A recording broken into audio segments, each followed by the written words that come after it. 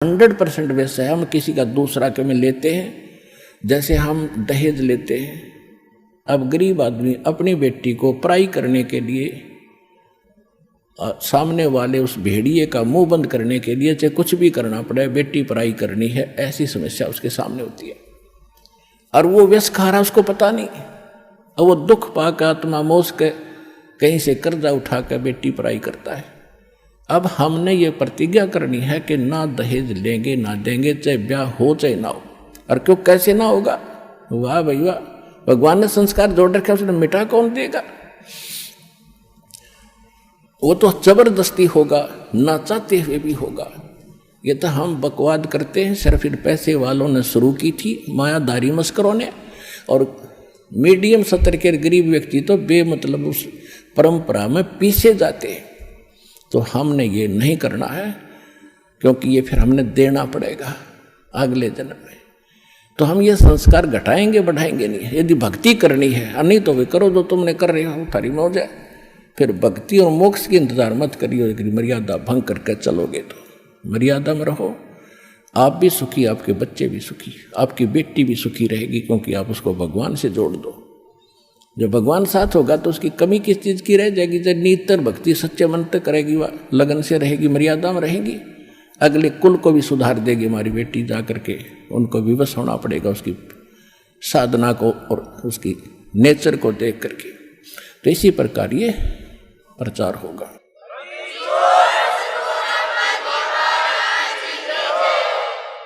अब जैसे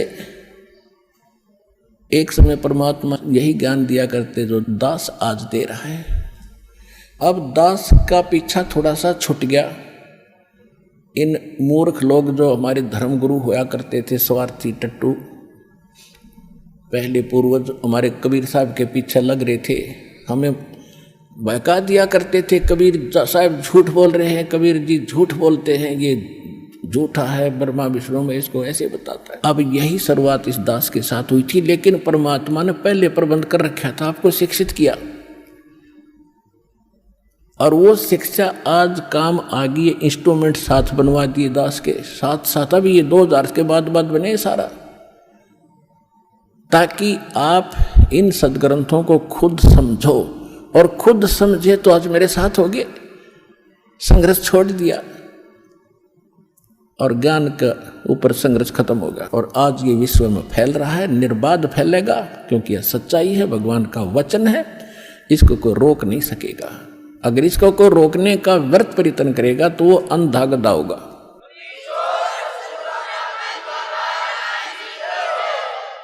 एक अंधा गधा था और रेल की पटरी के बीच में खड़ा था। उधर से ट्रेन आ गई, कुछ दूरी पर थी। उसने सोचा, अंधे गधे ने, कि ये तेरी तरफ कोई आ रहा है तुझे डिस्टर्ब करने के लिए, और गधे के पास अपनी 2 लात हो आगे पिछली, कोई उसको डिस्टर्ब करता है तो उसका दोनों लात ठोक्या करो। तो उस अंधे गधे ने देखा कि इस साइड से कोई गड़बड़ है, जिधर से ट्रेन आ रही थी उसी तरफ पैर कर लिए पिछले, और जब निकट ट्रेन आई तो उसने सोचा मुझे दुखी कर रहा है, ये छेड़ रहा है, मतलब यानी ट्रेन के मार्ग में अवरोध बना खड़ा था वो, और ट्रेन के लात मारी, दोनों दलती ठोकी। जब निकट आ लिया, उठाकर ट्रेन ने पटक दिया, टुकड़े टुकड़े हो गया बाई के। तो ट्रेन उस अंधे गधे से रुक नहीं सके थी, वह उसकी मूर्खता और अज्ञानता थी, उसने दिखा नहीं था।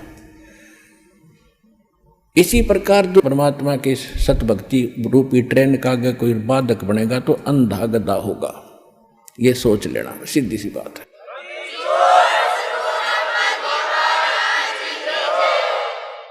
तो पुण्यात्मा हमारे साथ समर्थ है, हमारा उद्देश्य किसी का बुरा करना नहीं है, स्वप्न में भी नहीं सोचते हम किसी का बुरा। हम तो विश्व कल्याण का उद्देश्य लेकर इस मार्ग पर कदम रखा दास ने, मालिक के सहयोग से।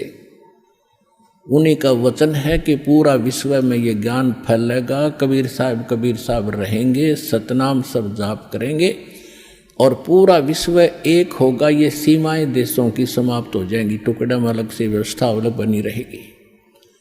हम सब एक परमात्मा के बालक हैं। हिंदू, मुस्लिम, सिख, ईसाई जितने भी प्राणी हैं, जीव हमारी जाति है, मानव धर्म हमारा। हिंदू, मुस्लिम, सिख, ईसाई धर्म नहीं कोई नारा, हमारा ये नारा है, हमारा ये उद्देश्य है। और ये भगवान ने कह रखा है कि ऐसा होगा जब हम भगवान के लिए तो भटक ही रहे हैं, भगवान के लिए हम भिन्न भिन्न बने, कोई ईसाई बना, कोई मुसलमान बना, कोई सिख बना, कोई हिंदू बना। और भगवान जब हमें सामने पिक्चर होगी तो हम भगवान के लिए फिर एक भी बनेंगे, इसने कोई रोक नहीं सकेगा। और शांति होगी, ये आपसी झगड़े खत्म होंगे, धर्म के झगड़े खत्म होंगे, सीमाएं के झगड़े खत्म होंगे।